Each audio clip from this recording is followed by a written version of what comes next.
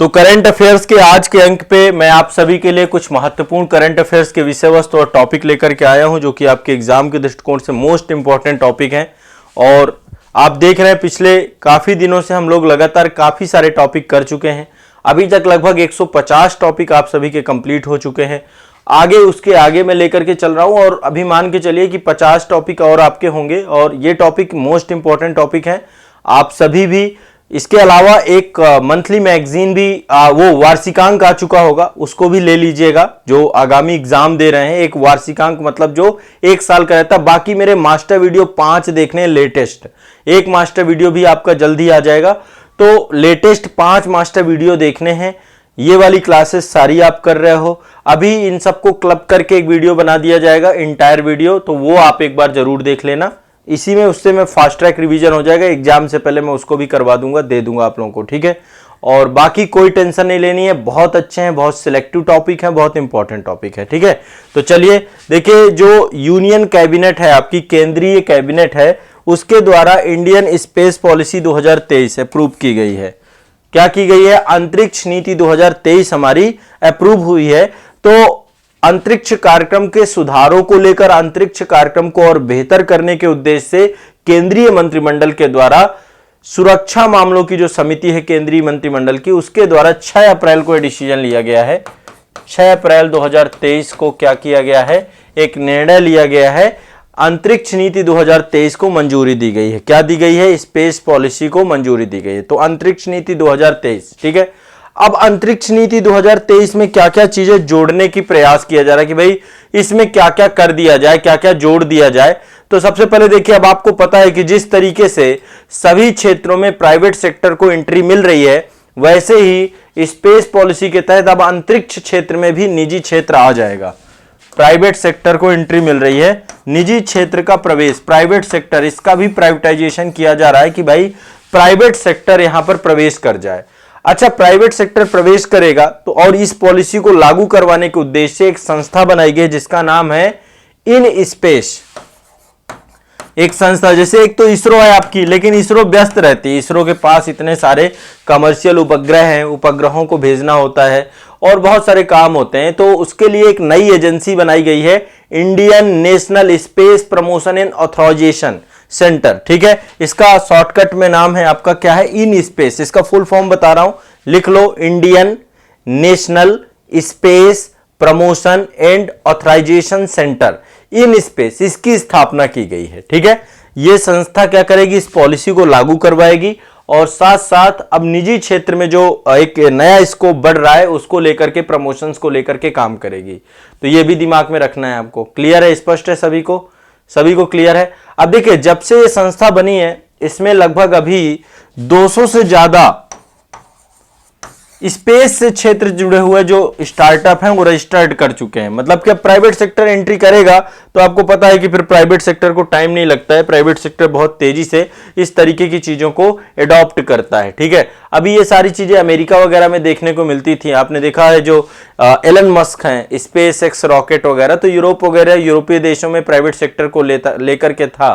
तो अब भारत भी चाहता है कि निजी क्षेत्र प्रवेश करे, लेकिन कुछ प्रतिबंधन भी है। निजी क्षेत्र सैन्य गतिविधियों से नहीं जुड़ेगा, सैन्य गतिविधियां भारत सरकार के पास रहेगी। देखिए, अंतरिक्ष का उपयोग जो है ना, सैन्य के लिए भी होता है, सैन्य उपयोग के लिए भी होता है, सेना की सैटेलाइट्स होती हैं, बहुत सारी चीजें हैं। और राष्ट्रीय लक्ष्यों के अतिरिक्त अन्य कोई भी क्षेत्र में जो है अब ये एजेंसियां काम करेंगी, ठीक है। तो ये आप ध्यान रखिएगा, सैन्य क्षेत्र और राष्ट्रीय महत्व के किसी क्षेत्र में गवर्नमेंट की संस्था ही काम करेगी। इसरो कर रही है इसके लिए काम, सैन्य प्लस राष्ट्रीय महत्व की कोई भी अंतरिक्ष से जुड़ी हुई कार्य योजना है उसको हमें गवर्नमेंट ही अभी क्या करेगी? उसको कंट्रोल करेगी। बाकी सारी क्षेत्रों में प्राइवेट सेक्टर जाएगा। अब इससे क्या क्या होगा? इससे देखिए, एक तो अंतरिक्ष कार्यक्रमों में निजी क्षेत्र की हिस्सेदारी बढ़ जाएगी। दूसरा, जो भारतीय कंपनियों को उपग्रहों निर्माण को लेकर के काम है, तो उपग्रह बनने लग जाएंगे। अभी प्राइवेट उपग्रह भी भेजे गए हैं, निजी उपग्रह भेजे जाने लग जाएंगे। दूसरा, अंतरिक्ष पर्यटन को लेकर के काम करना चालू कर दिया जाएगा। अंतरिक्ष पर्यटन ये एक अपने आप में उभरता हुआ उद्योग बनेगा आने वाले समय में। अंतरिक्ष पर्यटन एक नया जो है ये उद्योग के तौर पे डेवलप होगा। तो अंतरिक्ष पर्यटन के कार्यक्रमों को लेकर के काम करना चालू कर दिया जाएगा, ठीक है। और नए सारे अंतरिक्ष अभियान चालू होंगे जो कि देश की प्रगति के लिए बहुत ही कारगर साबित होंगे। तो अंतरिक्ष नीति बनाने में देश ने पहली बार काम किया है। इससे पहले जो भी अंतरिक्ष नीतियां बनती थी सारा कुछ गवर्नमेंट अपने कंट्रोल में रहती थी। इस बार जो है पूरा का पूरा निजी क्षेत्र, निजी शिक्षण संस्थान, अंतरिक्ष से जुड़े हुए निजी शिक्षण संस्थान, अंतरिक्ष से जुड़े हुए नए नए स्टार्टअप, उन सब के लिए खोला गया है। संस्था बनाई गई इन स्पेस, जिसका नाम है International National space promotion and Authorisation. In space इन सभी पॉलिसी को लागू करेगी और प्राइवेट सेक्टर के लिए काम करेगी। ध्यान रखना है। देखिए, इसरो ज्यादातर काम क्या करता है, इसरो अभी जैसे एंट्रिक्स है, इसरो का एक जो है हिस्सा है एंट्रिक्स, वो बहुत सारे कमर्शियल जो विदेशी उपग्रह होते हैं उनको छोड़ने में काम लगता है, या फिर जो हमारे लॉन्च व्हीकल्स हैं उनको बेस्ट करने में काम लगता है। तो ऐसे में ये जो नई नीति है, इस नीति को जो है जो नई एजेंसी बनाई गई इन स्पेस, उसके द्वारा क्या किया जाएगा, इसका क्रियान्वयन किया जाएगा और अंतरिक्ष तकनीकी शोधों पर अपना ध्यान केंद्रित करने पे इसरो इत्मीनान से काम कर पाएगा, ठीक है। क्योंकि अभी अंतरिक्ष में इसरो को बहुत काम करना बाकी है, तो ये आपको दिमाग में बैठा के रखना है। क्लियर है, स्पष्ट है। तो आने वाला भविष्य अंतरिक्ष में होने वाला है। अभी आपको पता होगा भारत की एक कंपनी थी स्काई रूट, आप सभी को पता होगा। उसका एक पहला जो रॉकेट था विक्रम-1, निजी कंपनी का रॉकेट था, और इस जो है विक्रम-1 को अभी प्रक्षेपण किया गया था। तो पहली बार इसरो के लॉन्च पैड से विक्रम-1 जो आपका था उसका क्या किया गया, प्राइवेट उपग्रह, निजी उपग्रह था आपका विक्रम-1। ये पहला उपग्रह आपका क्या था, निजी उपग्रह था, और इसको इसरो ने अभी लॉन्च किया था। तो अब धीरे धीरे आप समझ पा रहे होंगे कि एक बहुत बड़ी उपलब्धि बनने जा रही है। आने वाले कुछ ही वर्षों में हम देखेंगे कि बहुत तेजी से काम किया जाएगा। इसके अलावा अंतरिक्ष एक इंजन भी अभी अंतरिक्ष के लिए जो है लिक्विड इंजन भी जो है हाल ही में एक प्रक्षेपण किया गया था, उसके बारे में भी प्रयोग चल रहा है, परीक्षण चल रहा है। अग्निकुल नाम है उसका, ठीक है। लिक्विड इंजन जो है बनाया गया है अग्निकुल, ये भी आपकी प्राइवेट संस्था के द्वारा बनाया गया है, निजी संस्था के द्वारा बनाया गया है। तो अब क्या होगा, जैसे कि अभी इसरो ने बनाए हैं, अब बहुत सारी प्राइवेट संस्थाएं आकर के काम करेंगी, ठीक है। क्लियर है, स्पष्ट है, ठीक। और अभी एंट्रिक्स काम करती है, न्यू स्पेस इंडिया लिमिटेड, ये पूरी तरीके से व्यापारिक संस्थान के तौर पे इसरो का काम करती है। क्लियर है, एक क्वेश्चन ये वाला आपको आएगा, तो पूरा ध्यान रखिएगा। अब नेक्स्ट अगला चलते हैं। ये आप देख रहे हैं अभी जीआई टैग को लेकर के एक न्यूज थी। मैंने वैसे इस करंट अफेयर्स की क्लास में जीआई टैग्स के बारे में चर्चा की है, भौगोलिक संकेतकों के बारे में चर्चा की है, लेकिन अभी भारत सरकार के द्वारा मार्च 2023 में 31 मार्च को ही जीआई टैग दिए गए हैं, और सबसे ज्यादा जीआई टैग 2022-23 में दिए गए हैं ये। तो 31 मार्च 2023 को 33 नए जीआई टैग दिए गए हैं, 33 नए जीआई टैग दिए गए हैं, ठीक है। जिसमें सबसे ज्यादा जीआई टैग उत्तर प्रदेश को दिए गए। कितने दिए गए हैं, 10 जीआई टैग केवल यूपी के हैं। यूपी के कितने हैं, 10 जीआई टैग, तो अकेले यूपी को सबसे ज्यादा दिए गए। वैसे भी यूपी का भारत में सबसे ज्यादा जीआई टैग यूपी के पास है। भौगोलिक संकेतक जो है सबसे ज्यादा भारत के उत्तर प्रदेश के पास है, ठीक है। तमिलनाडु को शायद 11 मिले हैं ना, हाँ तमिलनाडु को मिले हैं, तमिलनाडु को 11 मिले हैं और यूपी को 10 मिले हैं, हाँ। लेकिन तब भी यूपी नंबर 1 में है, लगभग 45 जीआई टैग हो चुके हैं यूपी के। तो इसमें मैं एक बार लिस्ट भी आपको दिखाऊंगा, ठीक है। जीआई टैग को आप सभी जानते हैं, एक भौगोलिक पहचान होती है जीआई टैग। एक मिनट, हाँ देखो जीआई टैग क्या है। जीआई टैग जो है आपका कृषि से संबंधित, प्राकृतिक या विनिर्मित, ये तीनों चीजें हो सकती हैं। एग्रीकल्चर से जुड़ी हुई चीज हो सकती है, या नेचुरल कोई भी चीज, या फिर बनाई हुई कोई भी चीज।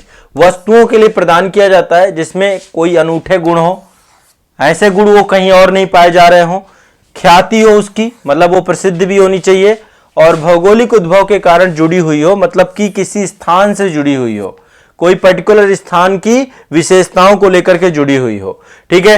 तो इंटेलेक्चुअल प्रॉपर्टी अधिकार को लेकर के जो आपका ये एक तरीके का जीआई टैग क्या होता है, एक बौद्धिक संपदा अधिकार होता है, इंटेलेक्चुअल प्रॉपर्टी राइट होता है, और इसी के तहत जो है इसको रजिस्टर्ड करते हैं।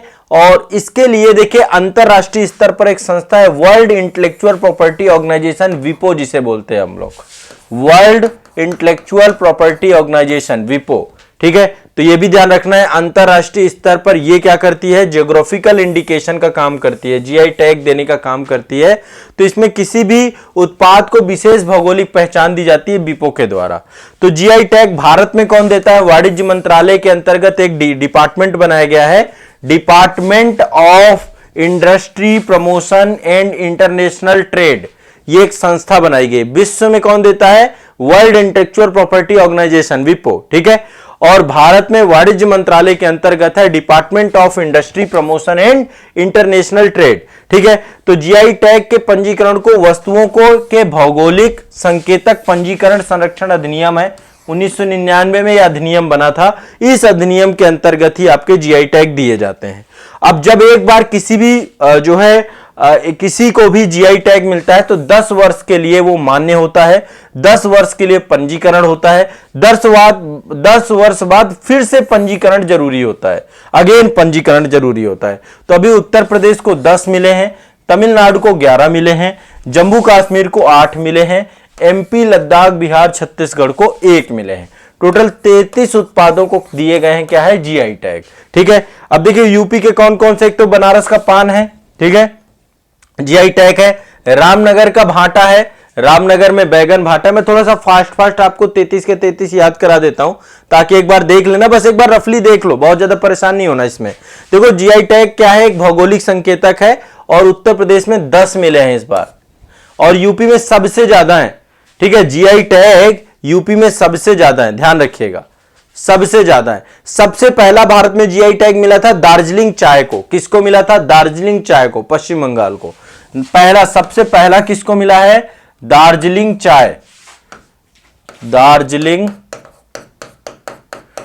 चाय, वेस्ट बंगाल, एग्रीकल्चर के क्षेत्र में है आपका, ये जुड़ा हुआ है। तो यूपी में जो 10 मिले हैं, बनारस पान, रामनगर भाटा, बनारस का लंगड़ा आम है आपका, आम आप सभी जानते हैं, हाथरस की हींग है, सजर पत्थर क्राफ्ट है, आदम चीनी चावल है, मुजफ्फरनगर का गुड़ है, अलीगढ़ का ताला है, प्रतापगढ़ का आंवला है, ठीक है।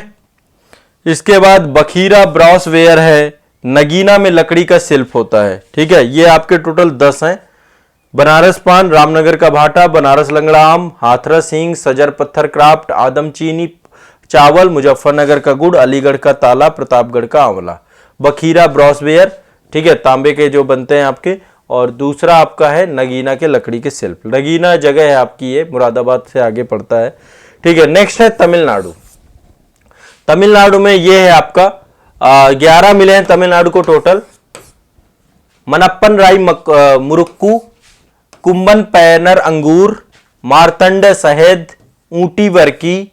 अब ये आपको समझ में नहीं आएंगे, मिट्टी के बर्तन हैं, ये साबूदाना है सलेम का, वेत्रिलाई है, नेगाम सूती साड़ी है। इसको बिल्कुल याद करने की जरूरत नहीं है, बस आपको रफली बस न्यूज दे रहा हूं, एक बार दिखा रहा हूं आपको। पत्थर की नक्काशी पे ये माई लड़ी में एक जगह है, और ये आपका जो है रतन शिल्प से जुड़ा हुआ है।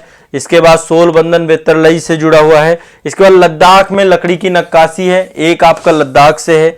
बिहार में मरचा चावल को मिला है नंबर 1 यहां से मिला है। छत्तीसगढ़ में नागरी दुबराज चावल को मिला है। मध्य प्रदेश में रीवा सुंदर रजा आम को मिला है, ठीक है। और जम्मू कश्मीर में टोटल 8 है। रामबन का अनारदाना है, बसोहली पेंटिंग है, बसोहली पश्मीना ऊनी उत्पाद है, चक्री लकड़ी का शिल्प है, भद्रवाह रजमा है, और आपका मुस्क बुदबू चावल है, कलादी है, और सुलई शहद है। अब ये इतने याद नहीं होते, किसी को याद नहीं होते, आप भी कोशिश मत करना, बस ये रफली आपको एक जानकारी रखनी है।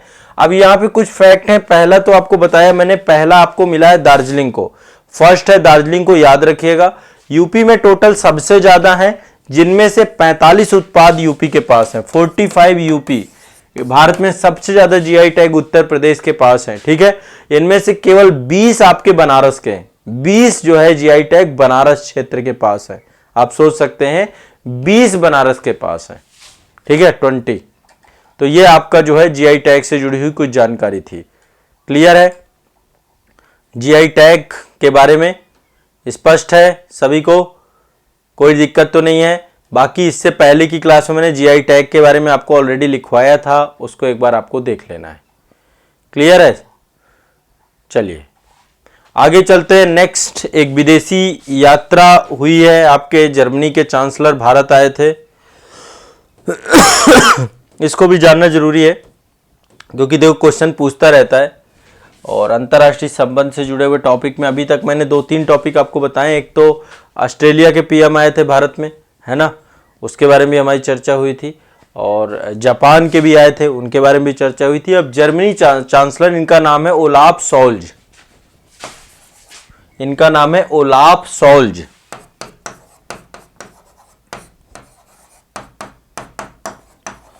ओलाफ शोल्ज महोदय जी कहां आए थे? भारत। भारत का दौरा हुआ था इनका। कब आए थे ये आपके 25 से 26 फरवरी के लिए आए थे। 26 फरवरी 2023 में भारत आगमन हुआ था। ये जर्मनी के चांसलर हैं। कौन है? जर्मनी के चांसलर। वहां पे पीएम पोस्ट जो है आपकी चांसलर के तौर पे है।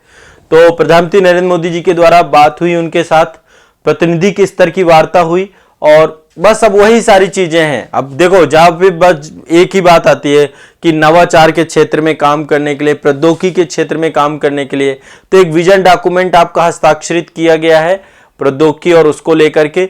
इसके बाद दोनों देशों के द्वारा ग्रीन हाइड्रोजन पर सहयोग करने के लिए काम किया गया है। Indo German hydrogen task force बनाई गई है।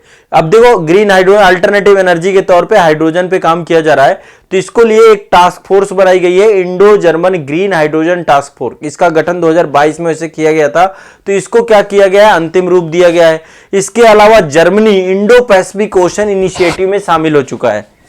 IPOI Indo Pacific ocean initiative में यहां पर शामिल हो गया है। तो इस तरीके से कई सारे मुद्दों पर चर्चा हुई है। ग्रीन हाइड्रोजन को ध्यान रखना है, ग्रीन हाइड्रोजन पे जो है एक दूसरे के साथ दोनों ने चर्चा की है। इसके अलावा बहुत सारी चीजें हैं कि COP26 में भारत और जर्मनी जलवायु लक्ष्य को 2030 तक समाप्त होने वाले हैं, तो दोनों देशों ने इनको प्राप्त करने के, अपने लक्ष्यों को प्राप्त 2030 में करने के लिए जो है प्रयास किया है। और कई सारे देशों के साथ जो इनकी योजनाएं चल रही हैं उनके लिए बात की है। तो ये आपको ध्यान रखना है, बहुत सिंपल सा, कि ये भारत आए थे, ये जानकारी होनी चाहिए। कब आए थे ये मैंने आपको बता दिया। अगला देखिए, ये आपका टेक्नोलॉजी हब है, इसको हम टी हब बोलते हैं। टेक्नोलॉजी हब कहां पर अवस्थित है आपका? ये टी हब हैदराबाद में अवस्थित है। कहां पे? हैदराबाद में। रात में कुछ ऐसे दिखता है, आप देख सकते हैं। कहां अवस्थित है आपका? ये हैदराबाद में टेक्नोलॉजी हब है। ठीक है, टेक्नोलॉजी हब। अब इसके बारे में ध्यान रखिएगा, भारत का अग्रणी नवाचार और स्टार्टअप ये प्लेटफॉर्म है। क्या काम है इसका? नवाचार करना और स्टार्टअप्स, नए नए स्टार्टअप को लेकर के कार्य योजना। ठीक है, तो ये टी हब जो है आपका टेक्नोलॉजी हब कहा जाता है। हैदराबाद में विश्व का सबसे बड़ा नवाचार केंद्र का बनाया गया है आपका।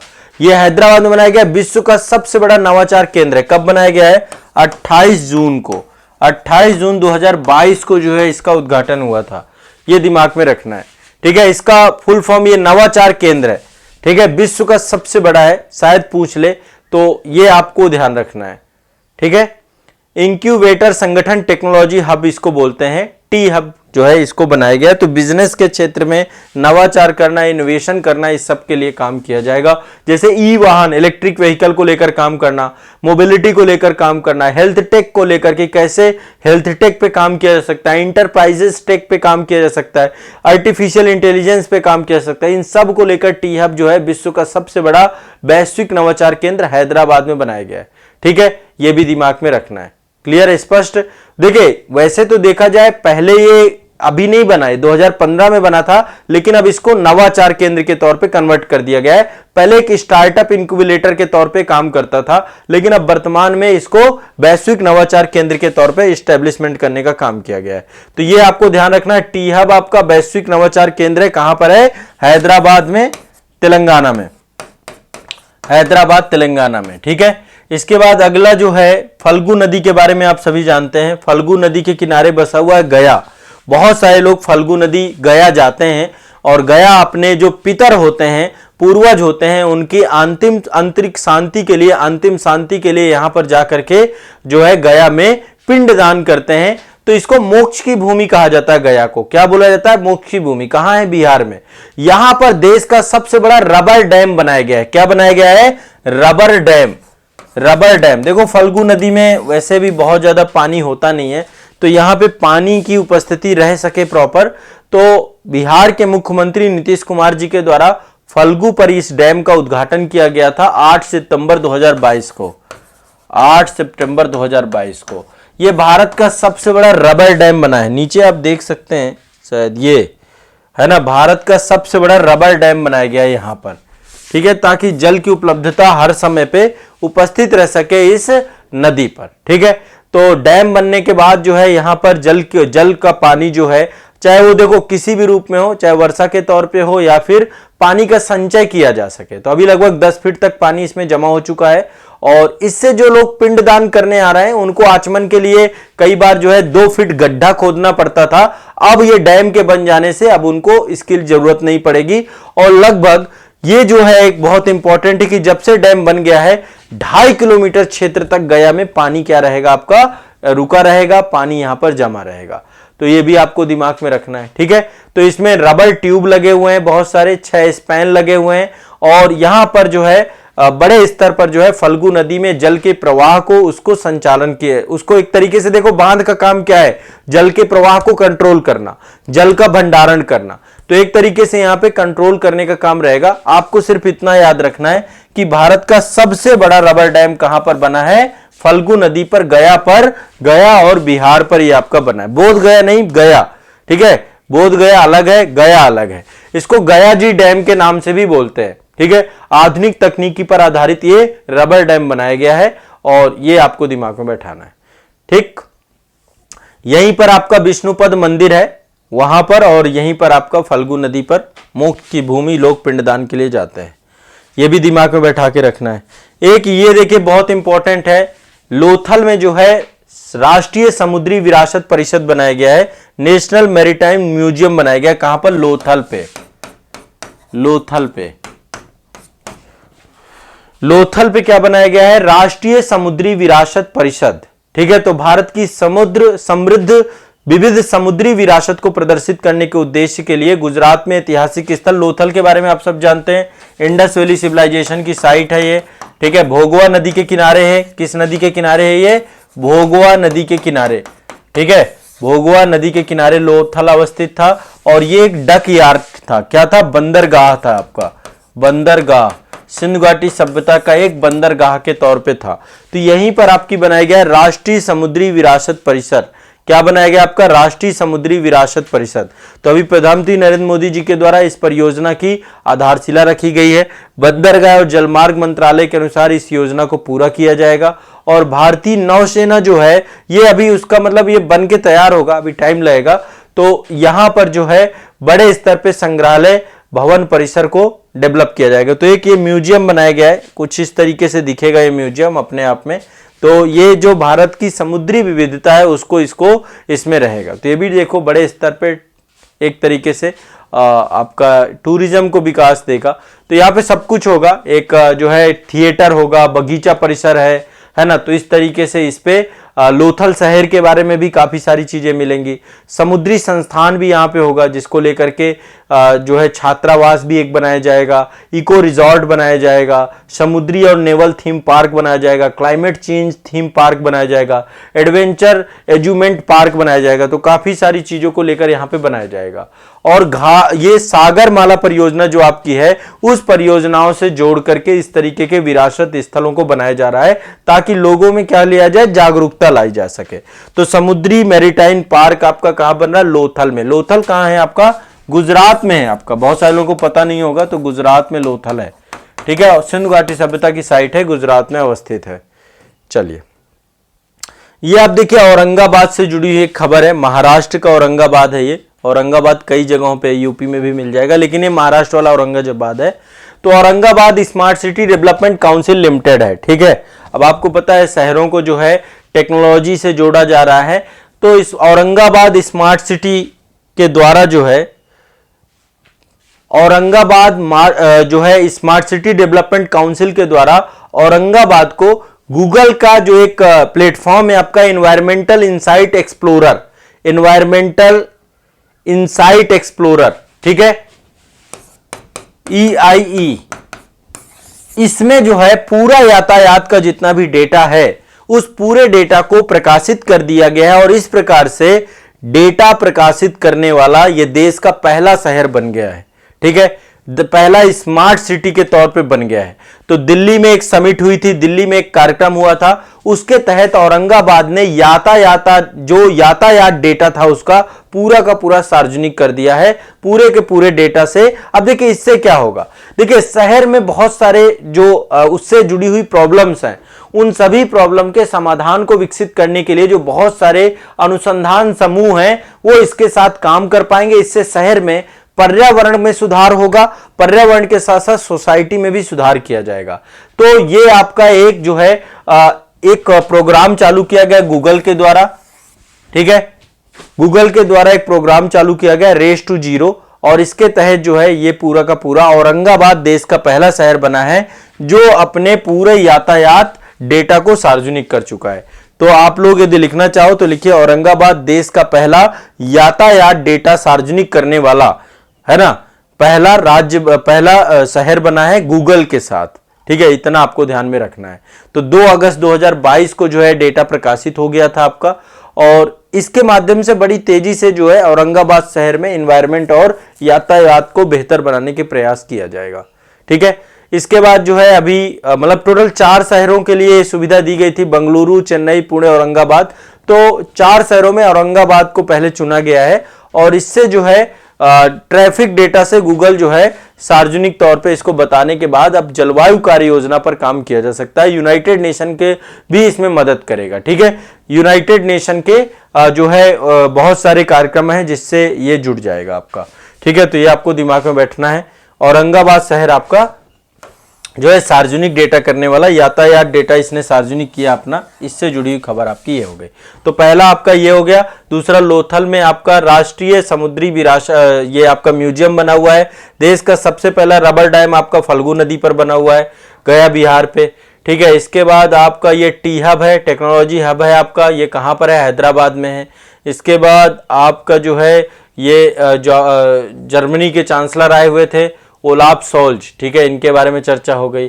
टोटल 33 जीआई टैग दिए गए हैं आपके, जिसमें सबसे ज्यादा यूपी के पास हैं 45 टैग, ये भी आपके हो गए, ठीक है। ज्योग्राफिकल इंडिकेशन क्या होते हैं ये भी मैंने आपको बताया कि जीआई क्या है, एक तरीके से किसी भी क्षेत्र की भौगोलिक पहचान होती है जो अपने अनूठे गुणों से जुड़ी होती है, ख्याति से जुड़ी होती है, वस्तुओं से जुड़ी होती है, इसके लिए प्रदान किया जाता है।